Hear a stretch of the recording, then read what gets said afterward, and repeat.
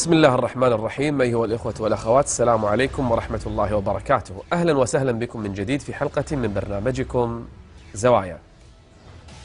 هذه الحلقة سوف تكون بعيدة عما يحدث اليوم من خلافات سياسية وربما طائفية وجدل فكري قائم سواء محلي أو إقليمي أو عالمي. سوف نترك هذا كله لنرسو قليلا على شاطئ الإيمان والعقيدة، لنتكلم اليوم ساعة نؤمن بها.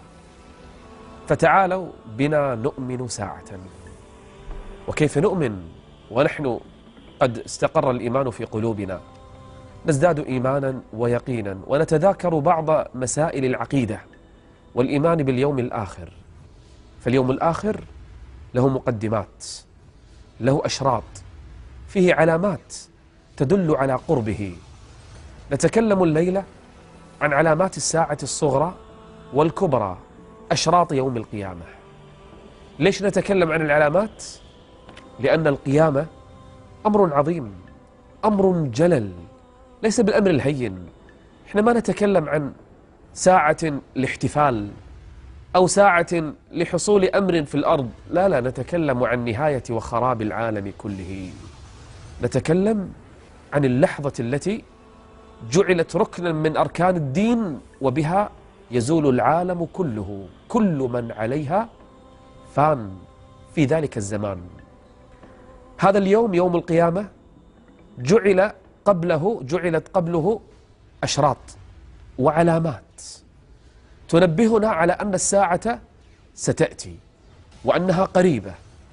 منذ أن خلق الله عز وجل آدم إلى بعثة محمد صلى الله عليه وآله وسلم مر الناس بمراحل كثيرة، وأرسلت أنبياء للأرض تترى، الله أعلم بعددهم.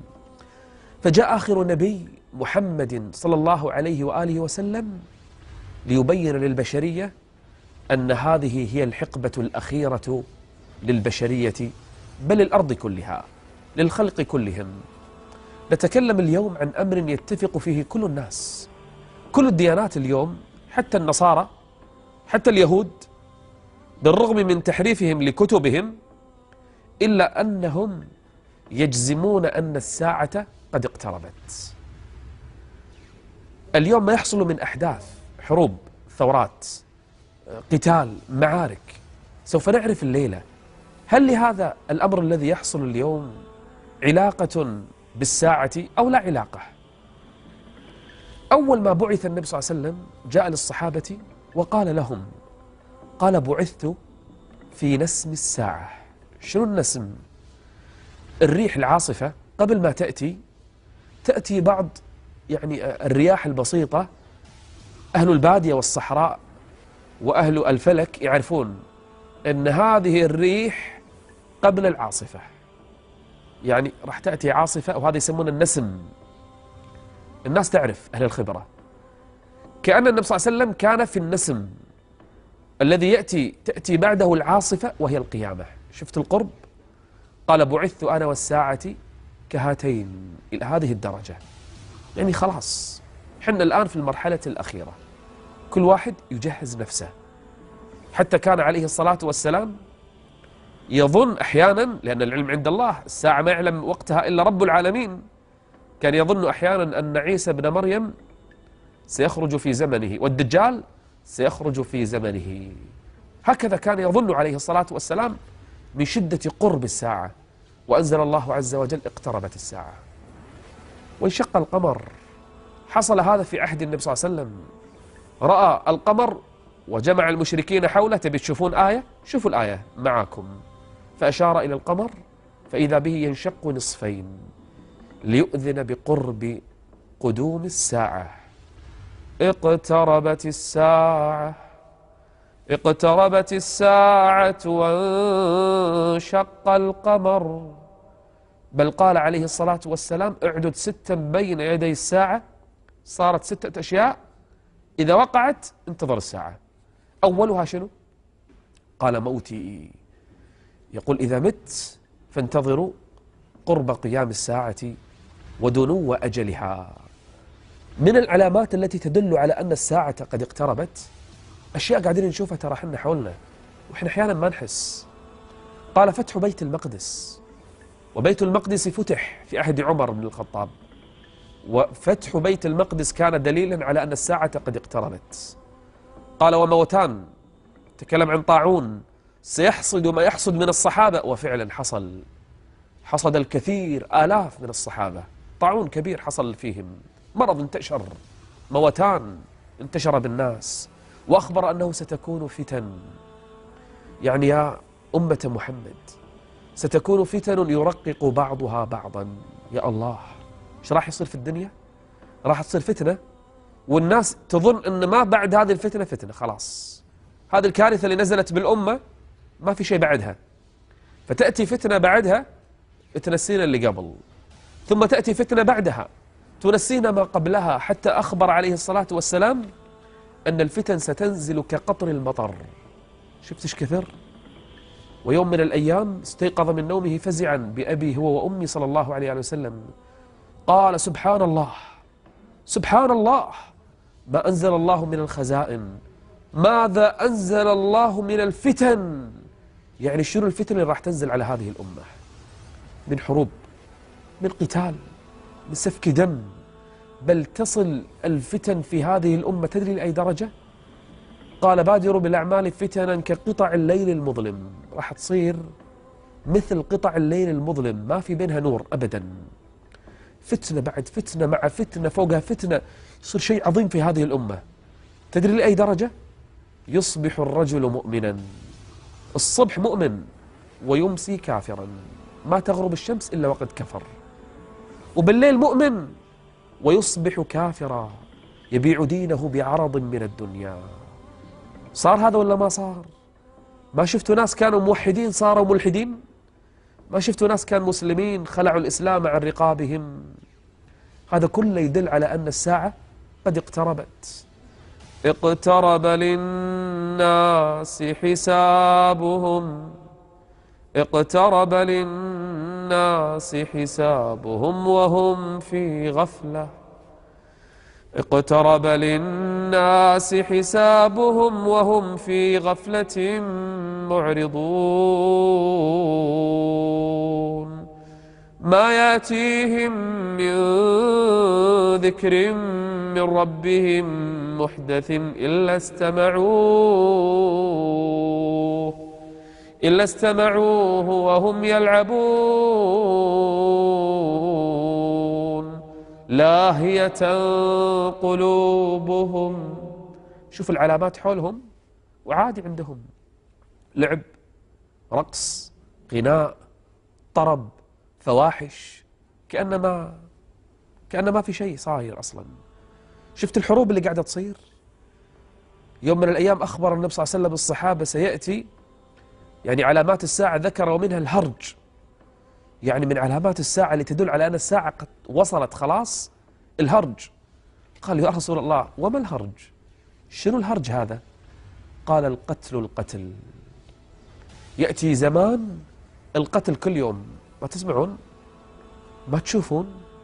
مئات القتلى كل يوم، دول فيها حروب وانفجارات وقصف وقتل في الأرض بالمئات كل يوم. لا يدري القاتل لما يقتل، ليش قاعد تذبح الأطفال؟ ما أدري، مو عارف ليش. ولا المقتول طفل، المرأة، الشيخ الكبير، لا يدري لما يقتل، ما حد عارف ليش القتل هذا كله. يستحر القتل في هذه الأمة. كل هذا دليل على أن الساعة قد اقتربت. بل يمر على الناس زمان، تدري ايش يصير فيهم؟ يمر الرجل على القبر، يا الله تخيل بس، يمر الرجل على القبر فيمرغ رأسه على التراب، يقول للميت في قبره يا ليتني كنت مكانك، يا الله يا ليتني كنت مكانك. فأي زمان هذا وأي عصر هذا الذي نعيشه. يتمنى الواحد من الأشياء اللي قاعد يشوفها أن لم يكن أصلا يعيش في هذا الزمان. يشتد الزمان شيئا بعد شيء، ويخبر النبي صلى الله عليه وسلم بأن هناك علامة إذا ظهرت فإن الساعة قد اقتربت. قال ستخرج نار في الحجاز، تطلع نار عند المدينة في بلد الحجاز. شفت المكان؟ أهل الشام يشوفون هذه النار، شفت آلاف الكيلومترات. أهل الشام، بصرة منطقة في الشام، تشوف هذه النار. يا الله، شو النار هذا اللي تطلع؟ تقول لي في أي زمن راح يصير هذا؟ أقول لك صارت قبل أكثر من 700 سنة أصلا. خرجت النار 7 أيام كانت تزلزل أرض المدينة. تخيل، زلزال والناس تبكي، والناس في المساجد، والناس كل شوي هزة مو عارفين ليش، والناس توبة وبكاء وصلاة واستغفار وصدقات. فجأة انفجرت الأرض في منطقة الحرة، ترى لليوم آثارها موجودة، وإذا بنار تخرج وترتفع في السماء. أهل الشام شافوها، وظلت النار أياما. لن تقوم الساعة حتى تخرج هذه النار. خرجت منذ زمن بعيد. الفتن والحروب والعلامات تظهر شيئا فشيئا حتى يأتي زمان يسمى زمان الخداع. سنون خداعات، خلاص زمن خادع والسنون خداعات. شلون يا رسول الله؟ قال يصدق الكاذب الناس تصدقه، ويكذب الصادق. يا جماعة قاعد يصير ولا لا؟ ويؤتمن الخائن، يسلمون الأمانة، ويخون الأمين يخون ويسجن ويمنع ويطرد وهو أمين. قال وينطق الرويبضة.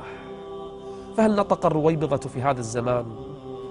قيل وما الرويبضة يا رسول الله؟ قال الرجل السفيح، الرجل التافه، يتكلم في أمر العامة.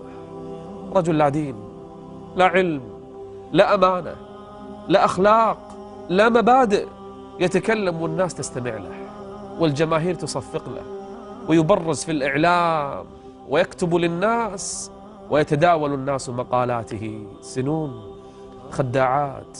هل نحن نعيش هذا الزمان الذي هو قريب من علامات الساعة الكبرى، بل قريب من الساعة نفسها؟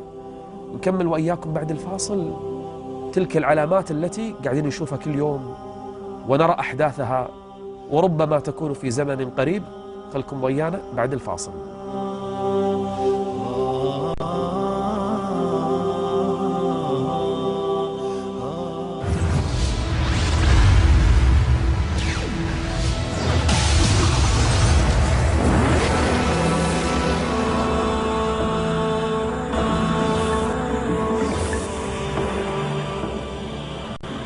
في آخر الزمان، وربما نعيش جزءا منه، يقل العلم عند الناس ويكثر الجهل بينهم، ويقبض الله عز وجل العلماء فيتخذ الناس رؤوسا ضلالا.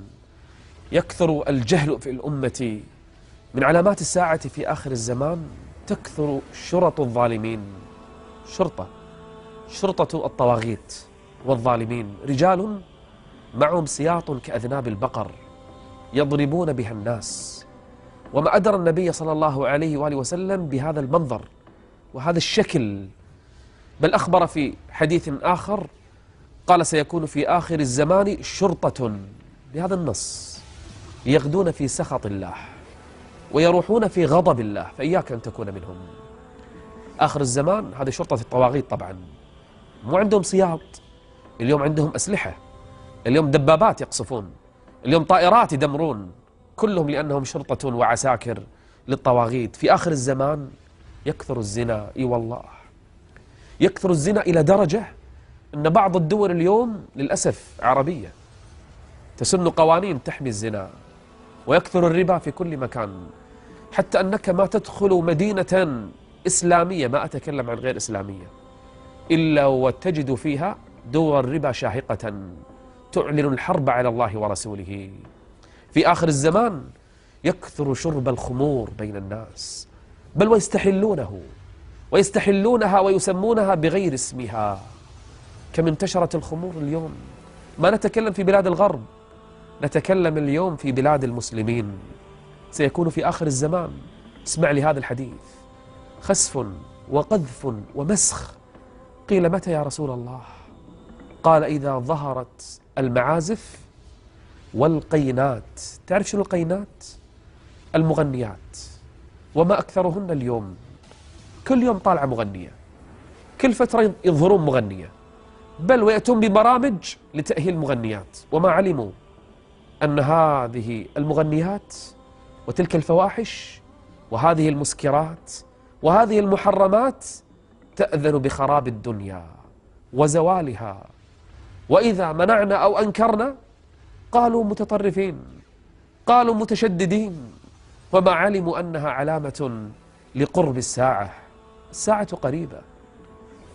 يسألونك عن الساعة أيان مرساها، قل إنما علمها عند ربي لا يجليها لوقتها إلا هو، ثقلت في السماوات والأرض لا تأتيكم إلا بغتة. من علامات الساعة شيء اسمه موت الفجأة. تدري شنو يعني موت الفجأة؟ إنسان جالس ما في مرض، ما في سبب، ما في بأس، لا حادث لا إصابة لا مرض، فجأة يجلس يموت، يسقط وتخرج روحه. يكثر في الناس موت الفجأة في آخر الزمان. فهل نحن مستعدون لهذا؟ إنهم يرونه بعيدا، إنهم يرونه بعيدا ونراه قريبا. بعض الناس على بال الساعة وين تو الناس، وما يدري، ما يدري أنه ربما هو يدرك العلامات الكبرى، والعلم عند الله. من علامات الساعة أن تتقارب الأسواق. تدري شنو تتقارب الأسواق؟ يعني في أيام النبي صلى الله عليه وسلم كان في سوقين ثلاث، ماكو شيء. سوق بالمدينة، سوق بمكة، سوق بالشام، سوق باليمن، بعيد. تتقارب الأسواق شلون؟ اليوم عندك بالجهاز الصغير تبيع وتشتري في العالم كله، صح ولا لا؟ شوف اللفتة النبوية، شوف الحكمة النبوية، ما ينطقوا عن الهوى، إن هو إلا وحي يوحى. يقول الأسواق كلها تصير قريبة منك. سبحان ربي. علامة من علامات النبوة. الزمان يتقارب آخر الزمان. تصير السنة كأنها شهر، والشهر كأنه أسبوع، والأسبوع كأنه يوم، واليوم كأنه ساعة. في آخر الزمان رؤى المؤمنين لا تكاد تخطئ، تكثر الرؤى التي تقع، وكأنها يعني شيء غريب. كل ما رأى مؤمن مخلص صادق رؤيا وقعت كفلق الصبح. من علامات آخر الزمان أن يكثر النساء على الرجال، يصير الرجال أقل نسبتهم من النساء. ليش؟ قالوا الحروب، حروب فيقتل الرجال بكثرة، فيصير عدد النساء أكثر من الرجال. من علامات آخر الزمان، شفتوا نهر الفرات اللي بالعراق؟ هذا النهر راح ينزل وينزل وينزل وينزل، يتناقص حتى يحسر عن جبل من ذهب. في يوم من الأيام أنا شفت تقرير في إحدى القنوات الفضائية، تقرير عادي، اللي يجلسون على شط الفرات يجمعون ذهب بكثرة في أماكن خاصة، يخرج منها ذهب، وتقرير تلفزيوني ما له شغل بعلامات الساعة. يمكن التقرير حتى أوروبي مترجم. يجمعون ذهبا يخرج من خلال مجرى نهر الفرات. والأدلة العلمية اليقينية طبعا أن نهر الفرات كل سنة قاعد ينقص بجفاف، قلة أمطار، سدود، ونهر الفرات يتناقص. يقول النبي صلى الله عليه وسلم لن تقوم الساعة، لن تقوم الساعة حتى يحسر الفرات عن جبل من ذهب. خلينا نشوف هذا التقرير اللي يلخص لنا بعض علامات الساعة الصغرى، ونرجع وياكم نكمل ونشوف هل اللي قاعد يصير اليوم دليل على أن الساعة قد اقتربت، أو نحن لا نرى تلك الأدلة ولا أشراطها. خلينا نشوف هذا التقرير.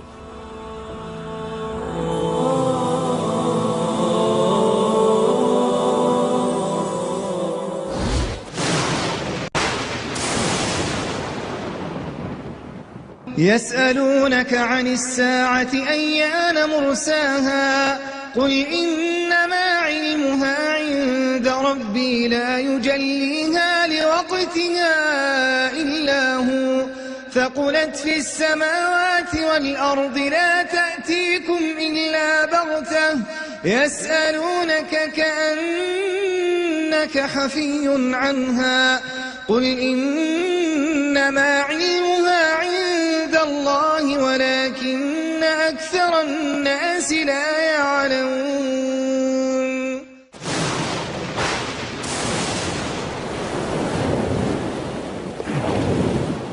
بدأت أشراط الساعة تتوالى منذ ميلاد ومبعث النبي صلى الله عليه وآله وسلم، حيث قال: بعثت أنا والساعة كهاتين، وأشار إلى السبابة والوسطى.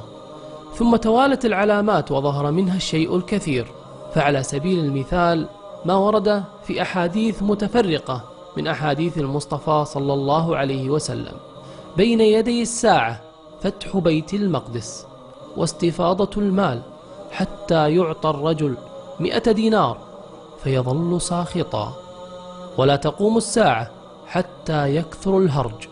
قالوا: وما الهرج يا رسول الله؟ قال: القتل. وقال أيضا: بين يدي الساعة يظهر الربا وينتشر الزنا ويشرب الخمر وتضيع الأمانة ويسند الأمر إلى غير أهله، ويتحدث التافه بأمر العامة، ويتطاول رعاء البهائم في البنيان.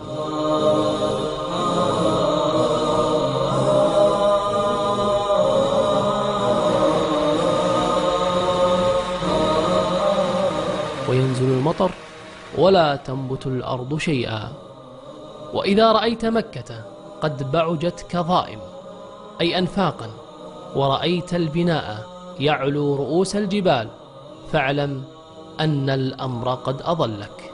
ولا تقوم الساعة حتى تكثر الزلازل في هذه الأمة، ويكون فيها خسف ومسخ وقذف، ويكثر فيها موت الفجأة.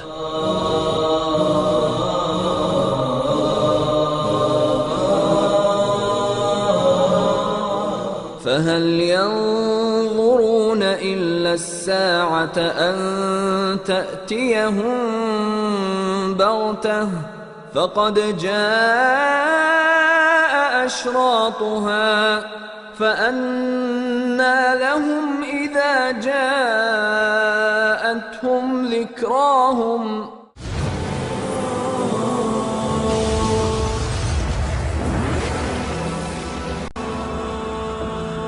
نحن لا نستطيع أن نجزم أن هذه الثورات لها علاقة بعلامات الساعة، فالأرض توالت عليها الحروب والثورات والانقلابات، هذا موجود من أيام النبي صلى الله عليه وسلم إلى اليوم، فلا نجزم بما يحدث الآن بأن له علاقة بعلامات الساعة، إلا القتل الذي يحصل هذا ذكر النبي صلى الله عليه وسلم فيها الأحاديث. لكن في آخر الزمان تكون ملاحم كبرى ومعارك في الأرض عظيمة، وتصير المعارك معارك دينية، ويكون هناك عهد بين المسلمين وبين الروم. الروم يكونون أكثر أهل الأرض اليوم، هم أكثر أهل الأرض ترى. حتى الصحابي استغرب، قال: ما تقول؟ قال: نعم، يكونون أكثر أهل الأرض، ويصير عهد بين المسلمين وبين الروم لقتال عدو من ورائهم. السؤال: من هذا العدو؟ ودائما النبي صلى الله عليه وسلم يبين أن الفتن تأتي من المشرق، الله أعلم ما مشرق المدينة وأي عدو هذا، الصين، روسيا، ما ندري، الله أعلم، قريب بعيد عدو يقاتل المسلمين مع الروم، فينتصر أهل الإسلام مع الروم، ينتصرون على ذلك العدو. انتبه، هنا يبدأ المؤشر، وتبدأ علامات الساعة الكبرى بالظهور، وكأن المسبحة قد انقطعت وبدأت الخرزات تتساقط، فيغدر الروم بعد النصر يغدرون بالمسلمين كعادتهم، وينكثون العهد ويبدأون بقتال المسلمين، وتبدأ الملحمة الكبرى. لكن هذه المرة عزة المؤمنين وإيمانهم بربهم يجعلهم ينتصرون، وإذا بأهل الإيمان يتقدمون ويتقدمون، وتحصل معارك عظيمة.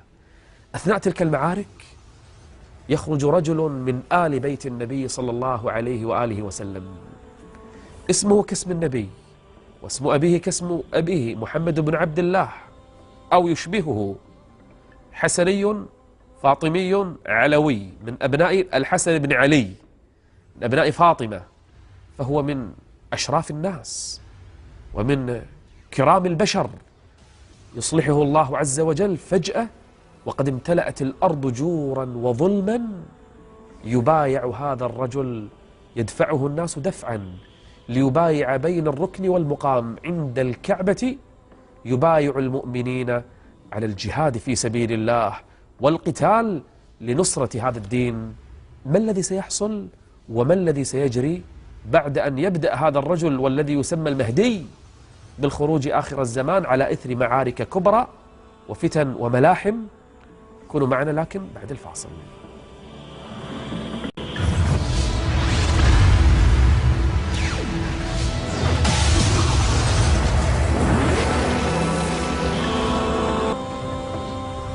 الكثيرون يدعون أنهم هم المهدي، خرجوا وسيخرجون، وكل زمن يطلع لنا واحد يقول أنا المهدي. ايش درانا المهدي إذا طلع أنه هو المهدي اللي الموعود؟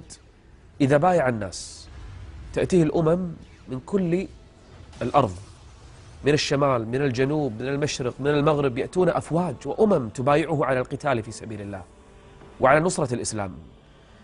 ولكن يرسل جيش من الشمال، يرسل جيش إلى مكة لقتال من؟ لقتال هذا المهدي، فيخسف الله عز وجل بهذا الجيش بأوله وآخره، حتى المجبور منهم يخسف به ويبعثون على نياتهم. إذا سمعت بهذا الخسف لهذا الجيش الذي سيقاتل هذا الرجل فاجزم أنه هو المهدي، ويبدأ القتال في سبيل الله. تكسر الحدود، تزول الفوارق، أمة واحدة، جسد واحد، مسلمون وكفار فسطاطين، ما في ثالث، ما في واحد يندس بين أهل الإيمان. ويبدأ القتال مع الروم، ويتوجهون إلى القسطنطينية، إلى تركيا، وتدخل الجيوش، جيوش الإسلام، وتفتح القسطنطينية، ثم تتوجه إلى أوروبا، وتصل إلى مدينة تسمى رومية. يقول النبي صلى الله عليه وسلم بهذا الاسم، بهذا اللفظ، يعني شنو روما؟ روما يعدهم وهو في المدينة أنها ستفتح حتى بلا قتال. مدينة النصارى عاصمتهم ستفتح في آخر الزمان، حتى إذا وصل المسلمون إلى أوروبا ودخلوا إلى وسط أوروبا صاح المنادي، الشيطان يتمثل بصورة إنسان يناديهم أن الدجال خرج. طبعا مجاهدين، منو في بيوتهم؟ عيالهم وأهلهم، كل واحد تارك أهله وعياله، والدجال مو شيء سهل، أعظم فتنة تمر على الأرض كلها. فيتوقفون. طبعا ما كان قد الدجال قد خرج، لكن أراد أن يصيح الشيطان علشان يوقف الفتوحات، فيرسل القائد في ذلك الزمان 10 فوارس، يرسلهم ليتأكدوا من الخبر، والناس على الخيول، الله أعلم قد تكون خيول حقيقية وقد يكون فقط لتقريب الصورة. يقول النبي صلى الله عليه وسلم عن ال10 هؤلاء اللي يرجعون الجزيرة يتأكدون طلع الدجال ولا لا، يقول أعرف أسماءهم وأسماء آبائهم وألوان خيولهم، هم خير فوارس على وجه الأرض يومئذ. الله أكبر، نسأل الله أن أكون منهم. كل واحد يتمنى أن يكون منهم. يرجعون يتأكدون، لما يرجعون نعم يخرج الدجال. كل واحد وين يروح الحين؟ يروح حق أهله، يحفظ أهله وعياله. خلاص الآن هذا الدجال، هذا ما في فتنة أعظم في الأرض منها، من يستطيع أن يواجهه أصلا؟ يمكث في الأرض 40 يوما. أول شيء يدعي النبوة، بعدين يدعي الألوهية والربوبية. يخرج بين العراق والشام، منطقة بين سوريا والعراق يخرج منها. هو موجود، كان مختفي، وكان موجود يعني في بعض البلاد، ويخرج معه اليهود من أصبهان، منطقة في إيران يخرج منها 70,000 من اليهود معه يقاتلون، ويجول الأرض كلها 40 يوم، ما يدع أرضا إلا ويطأها إلا مكة والمدينة، ما يقدر يدخلها. أول يوم كسنة، ثاني يوم كشهر، ثالث يوم كأسبوع، وسائر أيامه كأيامكم. فتنة عظيمة، كل واحد في بيته، كل واحد خايف على أهله وعياله. النبي صلى الله عليه وسلم يقول اللي يسمع فيه بأرض فلينأى، يطلع يروح أرض ثانية لا يواجهها، وإذا واجهته استعذ بالله واقرأ فواتح سورة الكهف. حفظوها عيالكم، حفظوا عيالكم سورة الكهف. صحيح أنه أعور، وأنه يعني منظر مخيف، وأن مستحيل الإنسان يظن أنه ربه، لكن بما أعطاه الله من فتن يأمر السماء فتمطر والأرض فتنبت، بل يأمر الميت أحيانا فيخرج من قبره. وإذا كفر به الناس أدخلهم نارا يظنونها الناس نار لكنها جنة، ويدخل من آمن به الجنة، يشوفون الجنة بعيونهم يظنها الناس جنة وهي نارا. فتنة عظيمة، شيء خطير يا أخوان. مو الإنسان يواجه بسهولة، الأصل أنه يهرب، فإذا واجه يقرأ عليه القرآن سورة الكهف، يروح المدينة. لا تقول أنا أختبئ فيها، لا والله لو كان فيها منافق تهتز الأرض لتخرجه منها. يجول الأرض، يذهب كل مكان حتى يأتي للمدينة، الملائكة تمنعه بالسيوف، يشوف من بعيد، يشوف المسجد النبوي. بسألكم سؤال، المسجد النبوي من خارج المدينة كان ترى غرفة صغيرة، بيت صغير وحوله بيوت، هل كان يبين قبل 1000 سنة؟ ما كان يبين، كان بيت صغير، شلون يشوف الدجال من خارج المدينة؟ لكن اليوم يبين. شنو يقول الدجال؟ يقول هذا القصر الأبيض. متى صار فيه بياض إلا في السنوات الأخيرة؟ متى صار بشكل قصر إلا في السنوات الأخيرة؟ والعلم عند الله عز وجل وحده. احنا ما نجزم إنه نفس الهيئة راح يشوف فيها الدجال. طبعا يطلع له واحد ويقسم الصين ثم يقوم، القصة طويلة. الدجال يجول الأرض والناس مو عارفة ايش تسوي.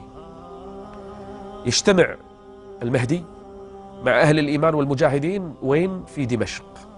ليش نقول دمشق؟ ستعود مرة أخرى للإسلام راية للتوحيد. يجمع المهدي المؤمنين الأبطال في دمشق، والنبي صلى الله عليه وسلم يقول في المسجد الشرقي في دمشق، يعني مسجد معين، قد يكون الجامع الأموي والله أعلم. يجمع المسلمين هناك ليعدوا العدة لمواجهة اليهود مع الدجال. شو نسوي؟ الدجال وين راح؟ راح فلسطين، اجتمع مع اليهود هناك، مقبرتهم هناك يجتمعون فيها، كأن الأمر يعد. فجأة وهم رايحين صلاة الفجر، رايحين يصلون في هذا المسجد، يسمعون التكبير، الله أكبر الله أكبر، الناس تكبر في المسجد، يكبرون خارج المسجد، واللي رايحين يكبرون. ايش صاير؟ جاءكم الغوث، جاءكم الغوث. ايش صاير؟ عيسى بن مريم نزل، الله أكبر، نزل لأنه ما مات، رفعه الله عز وجل، سينزل آخر الزمان. هذا دور عيسى بن مريم، هذا وقته عليه السلام. ينزل على جناحي ملك ورأسه يقطر من الماء، يا الله ما أجمل عيسى بن مريم. ينزل في المسجد والناس يصطفون لصلاة الفجر، المهدي يتراجع علشان يصلي. عيسى بن مريم يقول لا لا لا، يجعل المهدي يصلي تكرمة لهذه الأمة، وبعد الصلاة يقوم وشوف أي صلاة، صلاة الفجر، لأن مو أي واحد يصليها، يصليها أهل الإيمان. فيقوم الناس بعد الصلاة يستعدون للمعركة الكبرى، للمعركة العظمى. يقودهم من؟ عيسى بن مريم، والرايحين من دمشق إلى فلسطين لتحريرها، لفتحها. مو شرط الحين ما نفتحها، قد تفتح وتعود وتفتح وتعود، العلم عند الله. يذهب عيسى بن مريم معه جيش الإسلام، والدجال معه اليهود.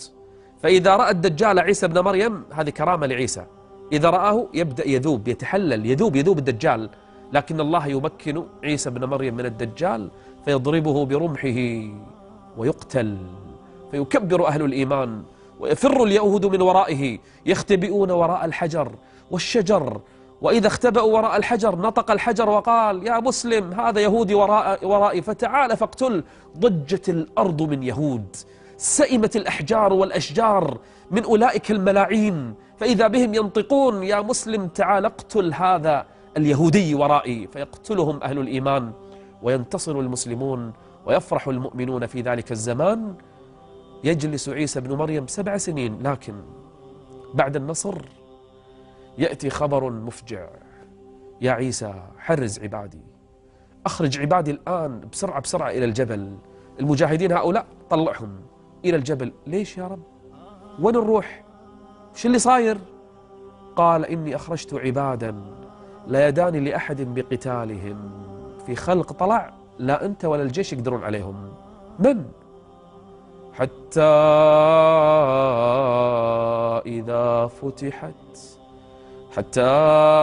إذا فتحت يأجوج ومأجوج، مثل الموج في الأرض. حتى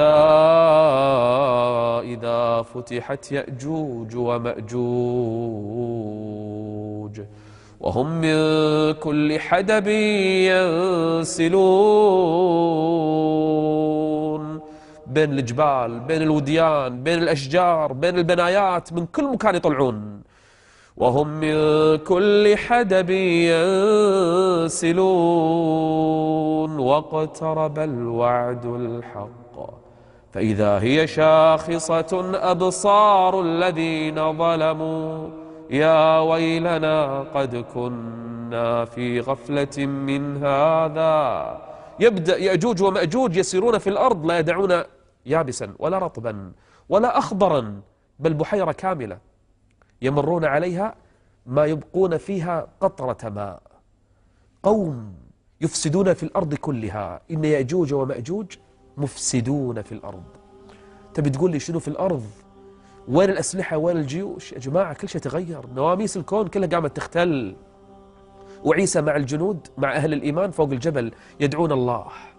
الأكل خلص، الطعام راح، وجالسين يدعون الله عز وجل.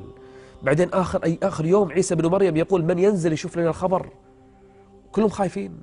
يطلع واحد أفضل واحد فيهم ينزل، فإذا به يكتشف أن الله عز وجل قد أرسل على يأجوج ومأجوج وملأوا الأرض من زمان ذو القرنين وهم يتكاثرون لزمن عيسى. يخرجون يملؤون الأرض، الله يرسل عليهم دود صغير يدخل في مناخرهم وآذانهم يقتلهم جميعا صرعى كنفس واحدة. ينزل يشوف الناس، يشوف يأجوج ومأجوج كلهم مقتولين صرعى. يذهب لعيسى بن مريم يبشره، ينزل أهل الإيمان، الله أكبر، هنا بدأ فرح آخر ونصر جديد. لكن الأرض أنتنت، الرائحة والجيفة قد أفسدت الأرض وما عليها. شنو يصير في ذلك الزمان؟ خلكم ويانا لكن بعد الفاصل.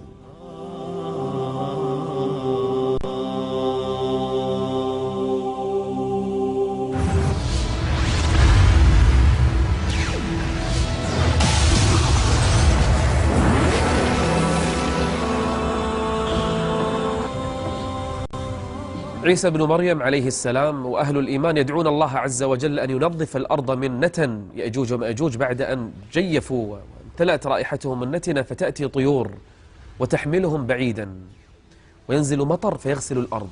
ويحكم عيسى بن مريم بالإسلام بشريعة محمد صلى الله عليه وسلم، فيقتل الخنزير ويكسر الصليب وينتشر الخير ويسلم الكثير من أهل الروم، لأن عيسى بن مريم الذي كان يظنونه إلها وابن الله صار نبيا وعاد. وينتشر الخير 7 سنين يمكث عيسى بن مريم ثم يموت، ثم يعود الناس بعد زمن إلى الضلال مرة أخرى، وينتشر الكفر مرة أخرى، حتى تخرج دابة. فجأة الناس يتناقلون في دابة طلعت، ويقال أنها تخرج قريبة من مكة أو في مكة نفسها، تخرج دابة يرسلها الله عز وجل تتكلم. لأن العلامات آخر الزمان قوانين الكون ونواميس الكون تختل. دابة تتكلم مثل الناس يشوفونها يخافون، تقول لهذا أنت كافر ولهذا أنت مؤمن، أنت من أهل الجنة أنت من أهل النار والعياذ بالله. أخرجنا لهم دابة من الأرض تكلمهم أن الناس كانوا بآياتنا لا يوقنون. وإذا بالكون يبدأ يختل فيخرج دخان يظهر في السماء يعذب الناس كلهم، دخان عظيم يخنق الناس. فارتقب يوم تأتي السماء بدخان مبين يغشى الناس هذا عذاب أليم. تكثر الفواحش وتكثر المعاصي والفتن في الأرض حتى تظهر 3 خسوفات. شفت الخسوفات اللي اليوم قاعدة تصير في الأرض؟ هذا ولا شيء. خسف عظيم في المشرق، وخسف عظيم في المغرب، وخسف كبير في جزيرة العرب. الأرض تأذن بالزوال، وتخرج علامات وفتن. الكثيرون من الناس ما يعرفون ماذا يتصرفون. أهل الإيمان يزدادون إيمانا، أهل الضلال يزدادون ضلالا، حتى تأتي علامة إذا خرجت يقفل عندها باب كل توبة، لا يقبل الله بعدها توبة تائب. فجأة يستيقظ الناس، الشمس مو طالعة من المشرق، طالعة من المغرب. الحياة تستمر، لكن 3 أيام تخرج الشمس من مغربها. يوم يأتي بعض آيات ربك، يوم يأتي بعض آيات ربك لا ينفع نفسا إيمانها لم تكن آمنت من قبل أو كسبت في إيمانها خيرا. ولهذا كان يحذر النبي صلى الله عليه وسلم: لا تنتظرون هذا الموقف، توبوا. ترى فجأة في ذلك الزمان يشوف الإنسان الشمس طلعت، خلاص راحت عليه، والله لو يبكي دم ما راح ينفعه. بعدها يكثر الكفر بين الناس، ويكثر الهرج والمرج، حتى أن الفواحش تقام في الطرقات. يصير الناس مثل الحيوانات، خلاص ما يفرقون بين حلال ولا حرام، القتل وسفك الدماء، وينتشر الكفر والضلال في الأرض. بل تأتي ريح من اليمن تخرج من الجنوب، تمر على الأرض كلها. تدري ايش حق الريح هذه؟ ما تبقي مؤمنا إلا قبضته، علشان ما يبقى في الأرض إنسان يعرف الله عز وجل. حينها ترفع المصاحف، خلاص ما حد يحفظ القرآن ولا يعرف أحد القرآن. حتى كلمة لا إله إلا الله ما حد يعرف معناها، الأرض كلها. يقال بعضهم لبعض: قد كان في من كان قبلنا أناس تقول لا إله إلا الله، ما حد يعرف. الكفر قد انتشر في الأرض، ما يستحقون الحياة خلاص. يأتون الناس للكعبة فيهدمونها حجرا حجرا، يطلعون كل اللي فيها. الكعبة تهدم والمدينة تهجر. شفت اليوم مئات الآلاف في المدينة، الحرم النبوي. يأتي على الناس زمان في ذلك الزمان ما يمر في المسجد إلا الكلاب والسباع. خلاص تهجر وتهدم، والمصاحف ترفع، والدين يرفع، والعلم يرفع، ولا يذكر الله عز وجل في الأرض.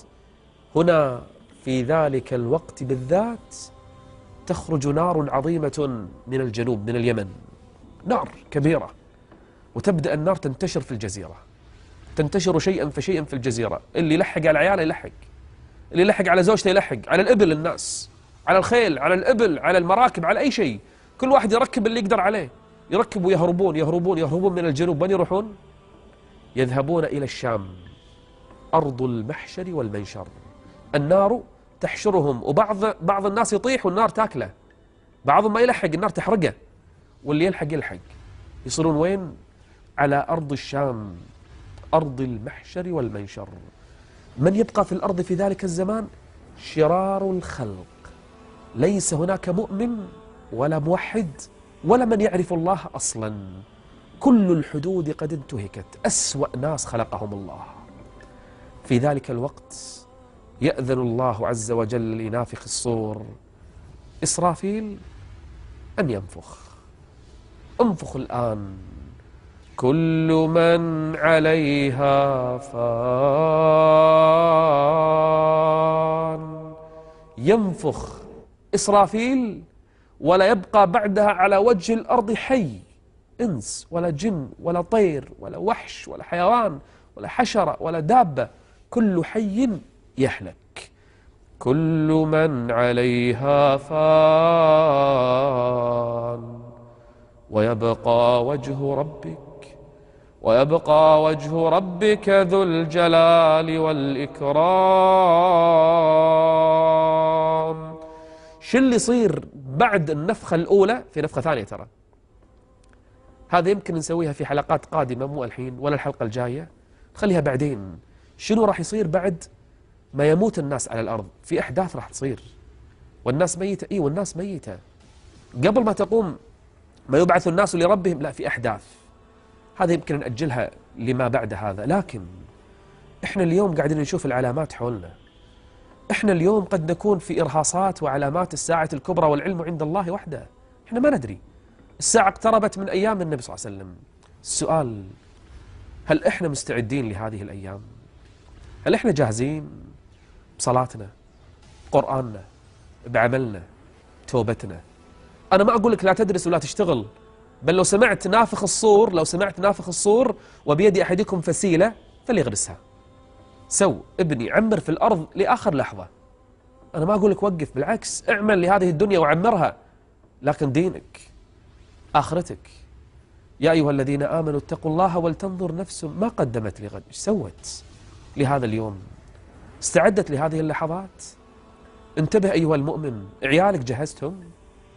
استعديت وياهم؟ علمتهم، حفظتهم القرآن، سورة الكهف، قلت لهم شنو علامات الساعة عشان ينتبهون، ربما يعيشونها، ربما يدركونها. أنا أدري بعض الناس اليوم من الملحدين والعلمانيين يضحكون على هذه الكلمات، أدري، لأن قلوبهم خاوية من الإيمان. كيفهم؟ احنا نتكلم لأهل الإيمان بس، أما أولئك لهم دينهم، لكم دينكم ولي دين.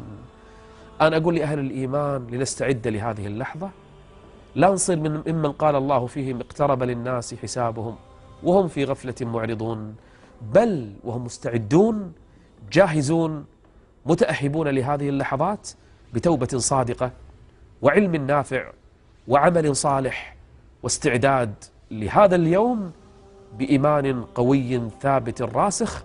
أسأل الله عز وجل أن يثبتنا على طاعته وعلى الإيمان، وأن لا يميتنا إلا على الإيمان بالله جل وعلا، وعلى الإسلام، وعلى الإيمان بالله واليوم الآخر. نلقاكم إن شاء الله في حلقة مقبلة. أستودعكم الله، والسلام عليكم ورحمة الله وبركاته. تفاصيل الحياة لها زوايا عديدة الجوانب والقضايا، نطل على